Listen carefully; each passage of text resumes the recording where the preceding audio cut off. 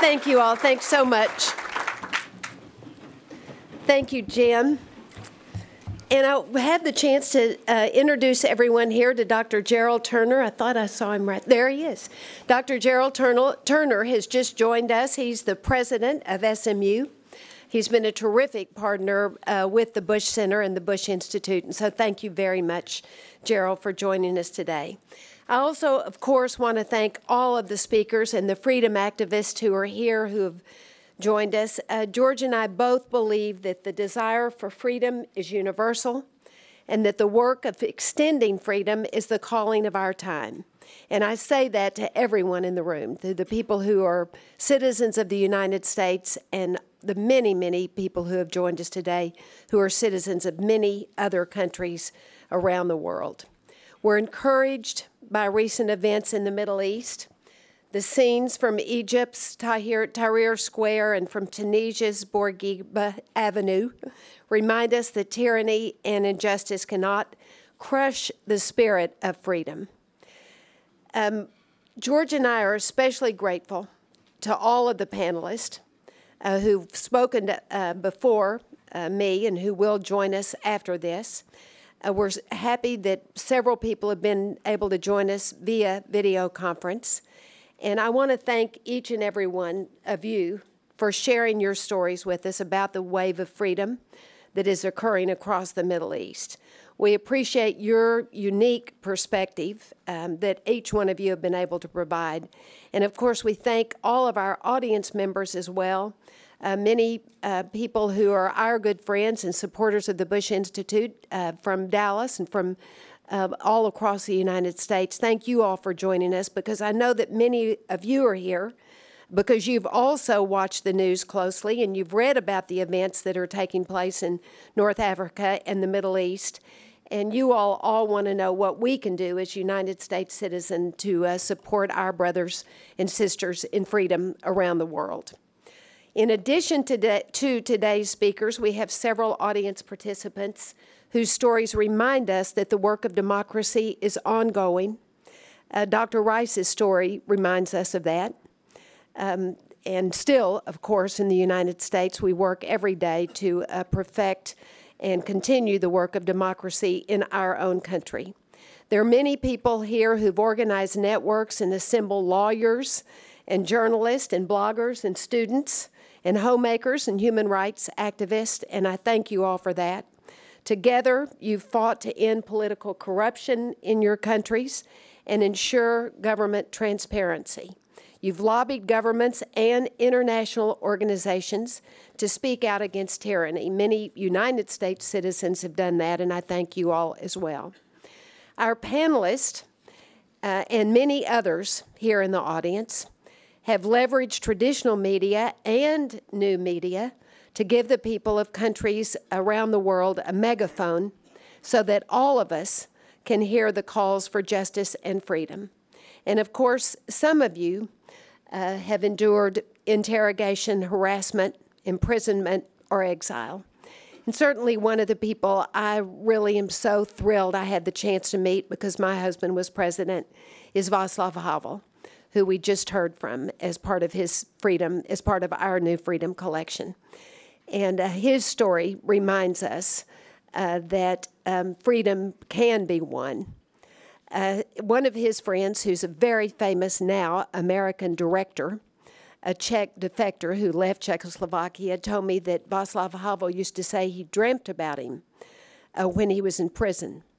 And his friend, who's the director, said that he thought maybe Havel dreamt about him when he was in prison because Václav Havel thought he had made a mistake, that he should have defected, that he should have left Czechoslovakia and lived the life of freedom that his friends who did leave got to live in the United States. And then, of course, what happened was he stayed. He was a freedom fighter and he ended up being the president of a free Czech Republic. He's an inspiration for all of us. All of these stories that we've heard today are also inspirations for us. And I want everyone here today to know that we stand with you. Some of you have chosen anonymity to avoid greater oppression by unjust leaders, but we see you for who you are and that is the new leaders of your free countries. Only 4 decades ago, less than 30% of the world was considered free, but today 115 of the world's, and we know from Jacob, 194 countries are electoral democracies. In the height of the Cold War, many of us would never imagine that the Berlin Wall would one day crumble.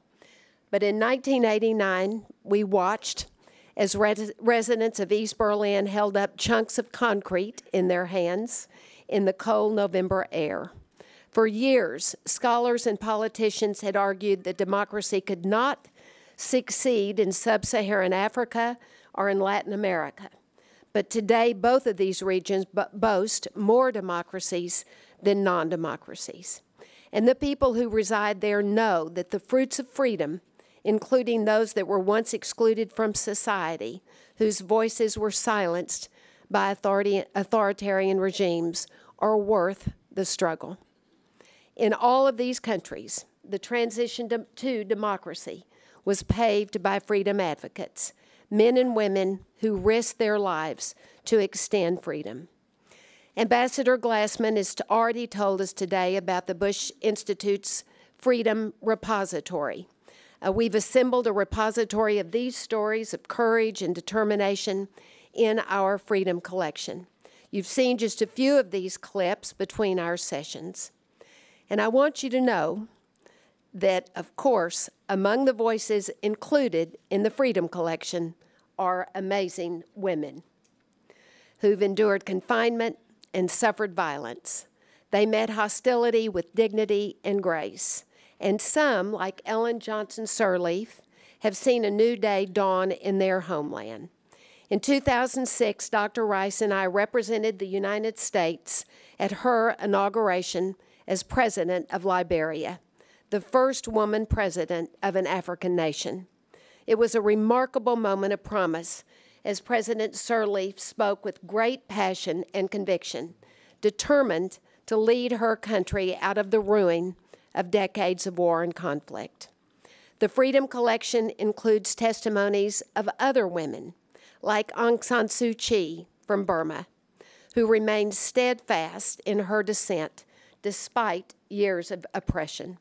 And all of these women continue to inspire the world with their grace and courage. Last November, Aung San Suu Kyi, the head of the democratically elected National League for Democracy in Burma, was finally released after spending more than 14 years under house arrest since 1989. Despite outrage from all the world, Burma's junta has used captivity and isolation to suffocate the Nobel Peace Prize winner's influence among the people of Burma.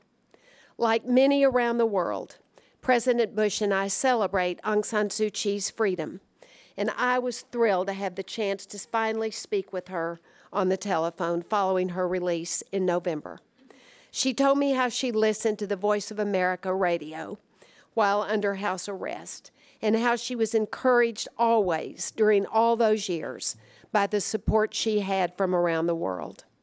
Although Aung San Suu Kyi has been released from her detention, the Burmese people are still subject to tyranny. Aung San Suu Kyi's protest is an example of the strength of nonviolent opposition, and we fervently hope that the day of a free Burma for all of its citizens is soon a reality. In Burma and elsewhere, women play a vital role in advancing democracy and in ensuring peace and prosperity for their countries. And promoting freedom for women is vital to the future of the Middle East and of the wider world. In too many places around the world, we still see women subjugated or forced to endure second-class citizenship. A democracy that allows half of its population to be silenced by fear and intimidation is not democracy. And a society that fails to protect the rights of women is not a free society. Offenses against women erode security for everyone, men and women. And a culture that tolerates injustice against one group of people ultimately fails to respect and value all of its citizens. During recent events in the Middle East, women have stood shoulder to shoulder with men, demanding equal rights and representative government. Ending tyranny in our world demands this kind of mutual respect and cooperation between men and women. True freedom cannot be achieved without it. To the extent that women are empowered to fully participate in their countries, they'll contribute to the stability and the prosperity of their nations. The benefit of their involvement is exponential. Their influence extends from their homes, through their communities, and across their countries. The Women's Initiative at the Bush Institute seeks to create and strengthen civil society by empowering women. We're partnering with women in the Middle East and elsewhere to advance education, to improve women's health, and to further economic opportunity and encourage greater civic participation. I've met with businesswomen who played a critical role in the revitalization of Rwanda in the 15 years there since the genocide. In Afghanistan, I met with women who were in training to become police officers. And I met with some of the first female candidates for parliament in Kuwait, since women there were granted the right to vote. All around the world, women are changing their countries, and we want all those fighting for liberty and justice to know that the people of the United States stand with you. We applaud your persistence in pursuing nothing less than full equality and opportunity for all people, men and women, boys and girls.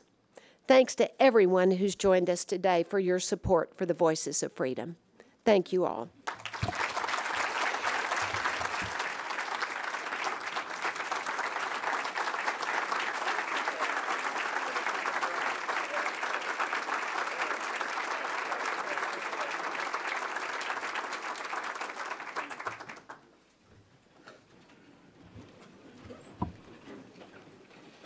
Thank you, Mrs. Bush, for those inspiring words. We have another video. In those very difficult days of conflict, when the war was on and waging, and there were attempts to ask, Mr. Taylor was then the president, Charles Taylor, and President Bush then took a decision in which he said, Taylor would have to leave the country. And it's the first time that someone of the stature and the #1 nation had called for this. And that turned the whole tide, because once that statement was made, then, of course, all the Western countries stood by that, and the African countries began to find a means to bring that era of terror to an end. So. And there was Ellen Johnson Sirleaf. Very good. If the panelists for the final panel could come up, please. The moderator for the final panel is behind me, Lauren Craner, who is the president of the International Republican Institute. I referred to Lauren earlier, and on our last